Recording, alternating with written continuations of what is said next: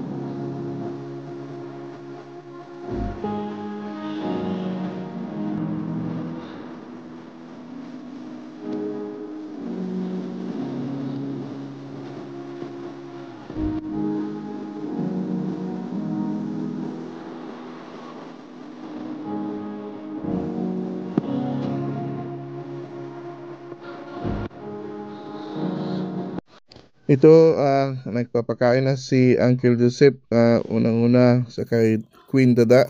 Si Queen Dada ngayon ay nasa 27 to 28 days na buntis. Second parity na ni Queen Dada.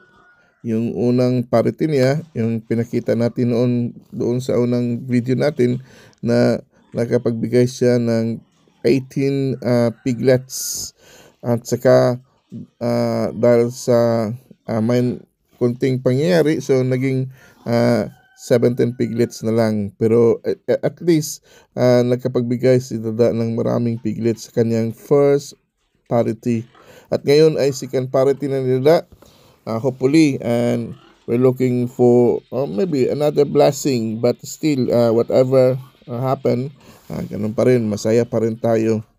At ito naman si Queen Marites, ang isa naming hopefully second inahin namin, ay na siya, 7 and 3 weeks. Kaya hopefully by next month, May, mag-EEI na naman siya, at sana yung first din parity niya kagaya din ni Queen Dada. Anyway, they're the same place na kinuna namin, na magaling yung piggery na kinuna namin, ang MMM piggery dito sa Bukidnon. Ang galing nila, maganda yung mga gelt nila. Queen Dada and Queen Marites is F1 gelt ng Landrace, at saka large white. Ito yung first na anak ni Queen Dada.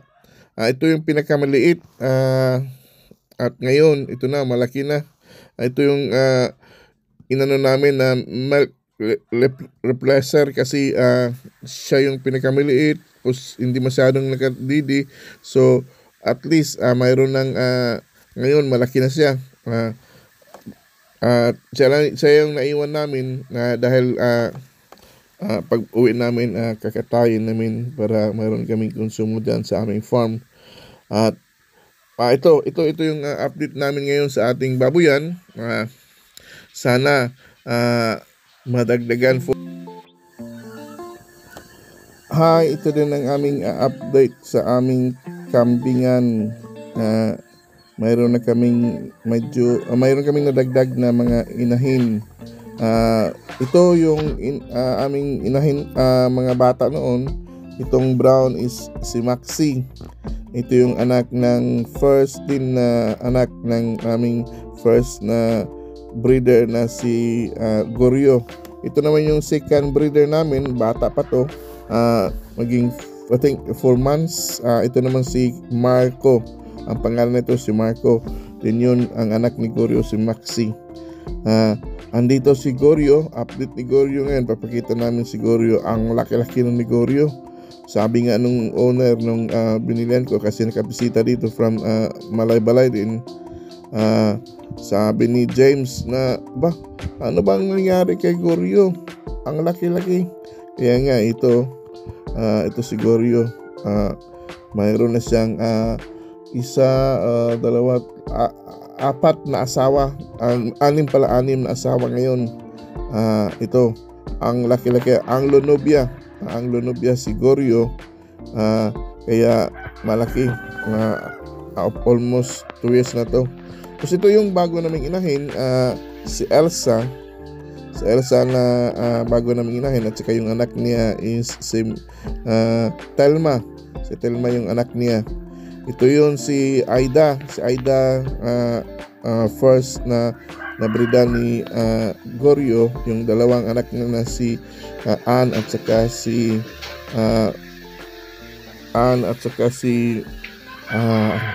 kalimutan ko ba? Ann at saka si Mariel. Ann at saka si Karel pala. Ann at saka si Karel. At saka ito yung pinalit namin kay Aida, yung namatay namin na isang kambing na si Aida. Ito, pinalit namin kay Aida. Si Aida din, pero mayroon siyang dalawang anak. Si Aida mayroong dalawang anak. Itong anak ni Aida ang dalawa, si Jackie at saka si Sean. Ito yung dalawang anak niya. 1 month pa to. Mga 1 month at saka I think 1 month and 2 weeks. Ito yung dalawa na to. So ito yung pinalit namin. Crossbreed din ito. Native yung si Aida, saka ang Lonobia yung nakabreed sa kanya. Pero hindi ko nakita yung ama. Pero anyway, doesn't matter kasi pwede naman silang itong tatlo na tumabreedan ni Goryo kasi hindi naman siya pwedeng breeding kasi anak naman ng iba. Kahit yung si Elsa, yung anak niyang si Telma, pwede din tumabreedan ni Goryo kasi hindi ito pwedeng maging inbreeding. Yun lang nandun sa baba kasi mga inbreeding yun kung si Goryo ang makabreed. Itong dalawa, itong si Faye, yan si Faye. Ito yung sinabi kong anak ni Aida, si Ann at saka si Karel. Yan. So ito yun si Carlo. Ito si Valentina. Si Valentina at saka yung si Faye, yung ina niya. Anak ni Goryo yun, si Valentina. So yun ang update natin sa ating kambingan. At sana dadami pa sila para makabinta din tayo.